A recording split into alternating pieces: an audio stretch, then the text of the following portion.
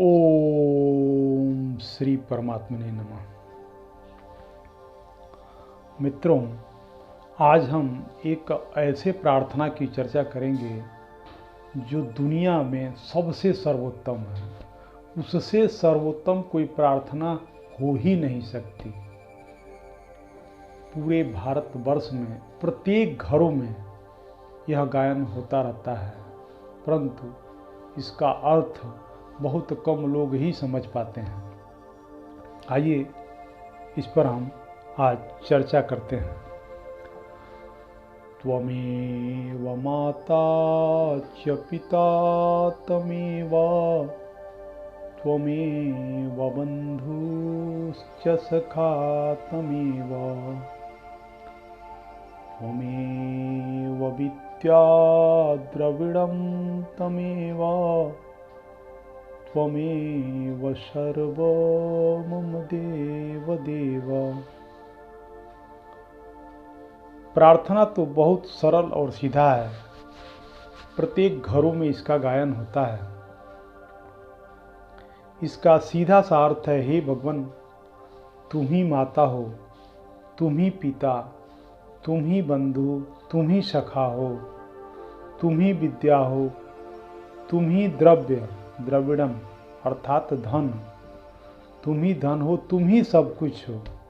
हे मेरे देवता, तुम ही सब कुछ हो, तुम ही सर्वत्र हो। लेकिन इस मंत्र का एक व्यवहारिक पक्ष भी है। प्रार्थनाकार ने इतना सुंदर इसका वरीयता क्रम बनाया है। जरा विचार कीजिए। सबसे पहले माता, क्योंकि वह है तो संसार में किसी की जरूरत नहीं, इसलिए हे प्रभु तुम माता हो। फिर पिता, अतः हे ईश्वर तुम पिता हो। माता पिता दोनों नहीं हैं तो फिर भाई काम आएंगे, इसलिए तीसरे क्रम में भगवान से भाई का रिश्ता जोड़ा है। जिसकी माता न रही, पिता न रहे, भाई भी न रहे, तो सखा काम आ सकते हैं। अतः सखा त्वमेव। वे भी नहीं तो आपकी विद्या ही काम आती है।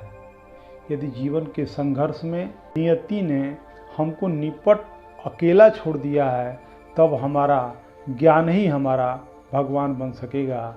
यही इस प्रार्थना का संकेत है।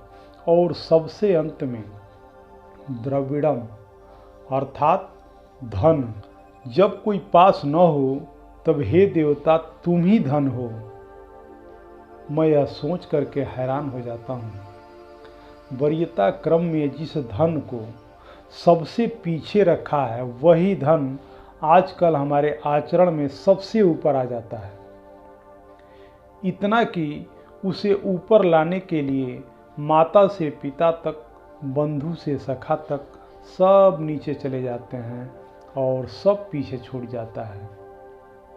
वह कीमती तो है, परंतु उससे ज़्यादा कीमती माता पिता, भाई मित्र, विद्या हैं। उससे बहुत ऊंचे हैं हमारे अपने। इसलिए मित्रों, प्रार्थना की गरिमा को बनाते हुए या प्रार्थना को दोहराते हुए हमें यह जरूर याद रखना चाहिए कि हमारे अपने माता पिता, भाई बंधु मित्र के ऊपर धन हावी ना होने पाए। यही इस प्रार्थना का मूल है।